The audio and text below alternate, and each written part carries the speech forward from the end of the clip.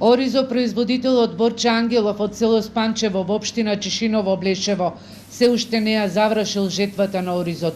Од 6 хектари 1 хектар се уште не му ожнеан, поради обилните врнежи и поплавите кон крајот на ноември. Причина за задоцнетата жетва и касната сеидба на дел од површините. Како што велат оризопроизводителите, штетите се големи. Штетите, да не речем 100% оваа година. Со цената и со откупот, и со времето, тоа е што да кажам.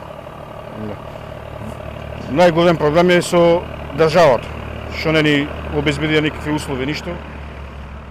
За стоковите резерви излажаване да си го чуваме оризот, да не го продаваме за субвенции, за 6 дена ние го зачувавме и сега на повеќе од 50% од количината ни ја намалија за откуп. Па жетвата кој се прави, некој гледат внеат. Збират таму. Што ќе зберат таму и тоа што ќе зберат не е квалитетно.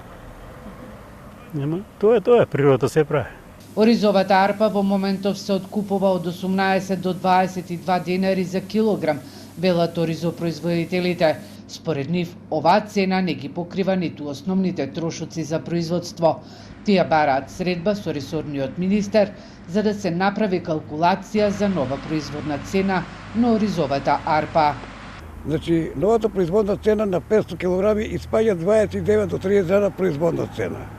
Со закон регулирано на производната цена државата е должна 25% да е исплатена оризопроизводителите. Тоа ако не го направат, оризот како култура ќе исчезне и децата ќе избегат и од година нема со ориз никој да се бави. Временските прилики годинава не им одеа во прилог на кочанските оризопроизводители. Последните посејани хектари очекуваат да ги ожнеат до крајот на годината. Во овој регион ориз се произведува на површина од околу 4000 хектари.